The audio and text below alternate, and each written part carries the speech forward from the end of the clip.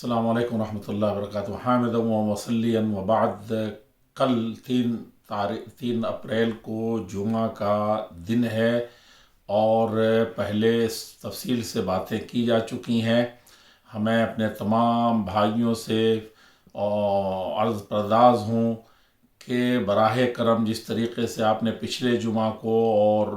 ظہر کی تمام اور نمازوں کو اپنے گھروں میں ادا کیا تھا، جمعہ کی نماز کے بدلے آپ نے ظہر کی نماز جو گھروں میں پڑھی تھی پھر اس کا اعادہ کر رہے ہیں۔ جب تک یہ حالات پورے طور پر درست نہیں ہو جاتے تب تک ہم لوگ جمعہ کی جگہ پر ظہر کی نماز اپنے گھروں میں پڑھیں گے، جس طرح ساری نمازیں ہم اپنے گھروں میں پڑھتے آ رہے ہیں۔ ہمارے بہت سے بھائیوں نے پھر اس سلسلے میں سوال کیا ہے،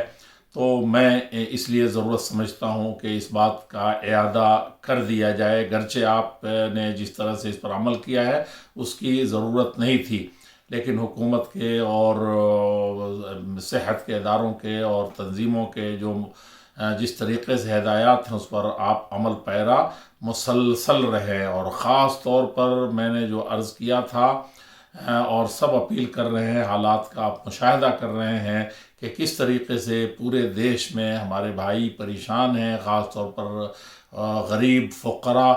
اور مسکین حضرات، مسافر حضرات، ان کے کھانے کا خصوصی طور پر آپ بندوبست کریں اور جو جن طریقے سے بھی ہو سکتا ہے اپنے بھائیوں کی مدد کرنا تمام معاملات میں نہ بھولیں، پڑوسیوں سے لے کر کے اور عام جنتا تک آپ خیال رکھیں۔ حکومت اس سلسلے میں بہت کچھ کر رہی ہے، لیکن جتنا بڑا معاملہ ہے وہ تقاضا کرتا ہے کہ ہم میں سے ہر ایک آدمی اپنے حسب حیثیت پورے جوش نشاط اور ہمت کے ساتھ اللہ کی رضامندی کے لیے اور قوم کو اس بحران سے نکالنے کے لیے پورے طور پر جٹ جائے اور ایک دوسرے کے ساتھ کوآپریٹ اور معاونت کا معاملہ کرے۔ اللہ جل شانہ ان لوگوں کے ساتھ ہیں جو اس کے بندوں کی مدد میں لگے رہتے ہیں۔ اللہ جل شانہ ان کی مدد فرماتا ہے۔ انہی سب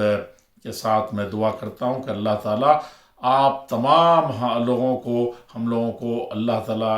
ہر طرح کے آفات سے محفوظ فرما دے، ساری ہمارے ملک کو اور سارے جہان کو اللہ جل شانہ اس کورونا وائرس کے مصیبت سے چھٹکارا دے دے اور اس کا نعم البدل عطا فرما دے۔ والسلام علیکم ورحمۃ اللہ وبرکاتہ۔